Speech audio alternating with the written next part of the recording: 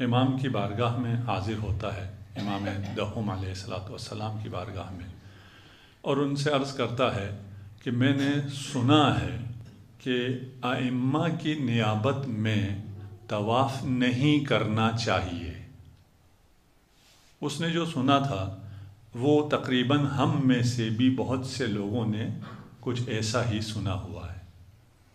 اس لیے ہم کبھی کوئی چیز ائمہ کو ہدیہ نہیں کرتے، کیونکہ ہم نے اپنے مرحومین کے لیے تو ہم ہدیہ کر دیتے ہیں، کوئی فاتحہ کبھی پڑھ دیتے ہیں، کبھی کوئی قرآن خوانی کر دیتے ہیں، لیکن ہم بالحیث العموم اپنے معاشرے کی بات کر رہے ہیں، ہم ائمہ کو کبھی قرآن پڑھ کے ہدیہ نہیں کرتے، اس لیے کہ ہم نے یہی سنا ہوا ہے کہ ائمہ کو ہدیہ نہیں کیا جاتا۔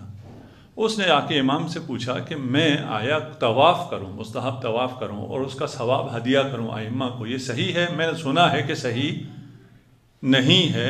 امام نے فرمایا نہیں، تو نے غلط سنا ہے، ائمہ کو ہدیہ کیا جا سکتا ہے۔ اور طواف اس روایت میں طواف ہے صرف، اور تمام مستحب عمل اگر آپ انجام دیں اور ائمہ کو ہدیہ کریں تو وہ عمل دو چندان ہو جاتا ہے، اس کی ارزش کہیں بڑھ جاتی ہے، وہ آپ میں بھی انقلاب لے آتی ہے، اس عمل کو بھی منقلب کر دیتی ہے۔ یہی قرآن پڑھ رہے ہیں، اگر میں امام زمانہ کی نیابت میں قرآن پڑھ رہا ہوں وہ پڑھنا اور ہے، اگر میں خود پڑھ رہا ہوں تو وہ پڑھنا اور ہے۔ اگر میں یہ سمجھ کر کہ میں یہ جو قرآن پڑھ رہا ہوں یہ امام کی نیابت میں ہے، تو پھر جس طرح میں عام طور پر قرآن کی تلاوت کرتا ہوں اس طرح تلاوت نہیں کروں گا۔ اگر امام میرے ذہن میں ہیں تو میں ایسی تلاوت کروں گا جو امام کو ہدیہ کیے جانے کے لائق ہو۔ یہ ایک ہماری طرف سے، اور وہاں جہاں یہ عمل قبول ہوتا ہے، ایک دفعہ آپ کے نام سے عمل جاتا ہے، ایک دفعہ امام کے نام سے وہ عمل وہاں پہنچتا ہے۔ اگر آپ کے نام سے جائے شاید کوئی اس پہ توجہ ہی نہ کرے، لیکن اگر وہ امام کے نام سے وہاں پہنچے، اللہ کی بارگاہ میں پہنچے، تو وہ عمل یقیناً قبول ہوگا انشاءاللہ۔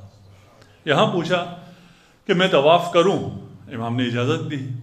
وہ راوی کہتا ہے میں روٹین میری تھی کہ جب بھی میں مکہ جاتا، اور ظاہراً وہ مکہ کے قریب کے کہیں کا رہنے والا ہے راوی، اور وہ ہر دفعہ اپنی روٹین یہ بناتا کہ ایک دفعہ رسالت مآب کے لیے ہدیہ کرتا، پھر امیر المومنین کے لیے، اسی طرح تمام ائمہ کے لیے، اور امام دہم کے امام ہادی علیہ السلام کی نیابت میں بھی وہ طواف کرتا تھا۔ 2 سال بعد کہتا ہے میں دوبارہ امام کی خدمت میں حاضر ہوا اور میں نے بتایا کہ میری روٹین یہ ہے کہ میں رسالت مآب سے شروع کرتا ہوں اور آپ تک ہر روز جتنا مجھ سے ہو سکتا ہے ہر روز ایک دن میں ہدیہ کرتا ہوں اپنے طواف کے ثواب کو۔ تو امام نے فرمایا تو سیدہ ہماری جد فاطمہ الزہرا کی نیابت میں طواف کرتا ہے؟ تو اس نے کہا نہیں، میری روٹین میں شامل نہیں ہے۔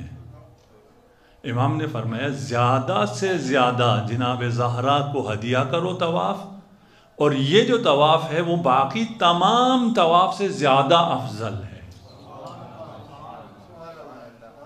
رسالت مآب کو ہدیہ کرنے سے زیادہ افضل ہے جناب زہرا کو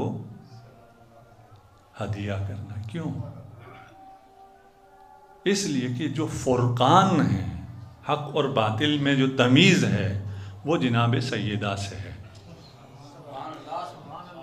کون رسالت مآب کے خلاف گیا، کون نہیں گیا، کس نے دل دکھایا، کس نے نہیں دکھایا، اتنا واضح نہیں ہوتا۔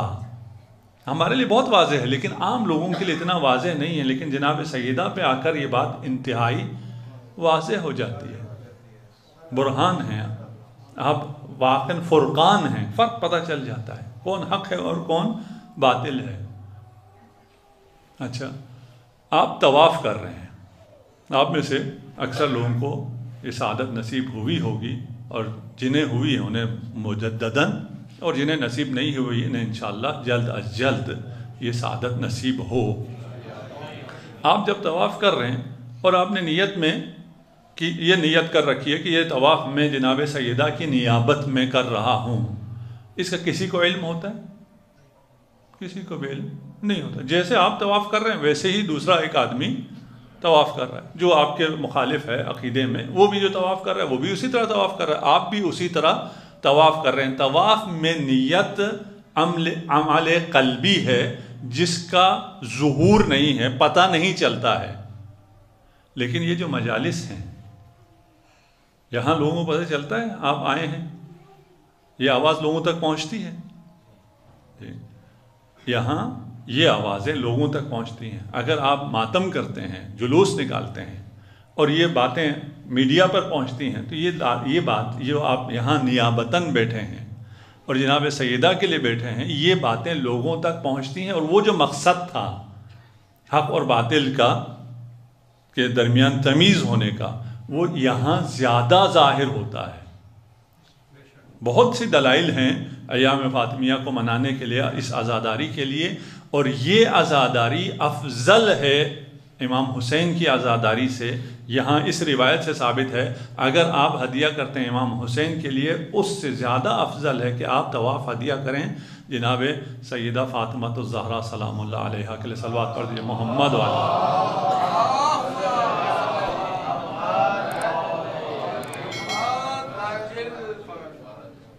اچھا ابھی کیونکہ جو بچے ہیں جوان ہیں وہ معاشرے میں جاتے ہیں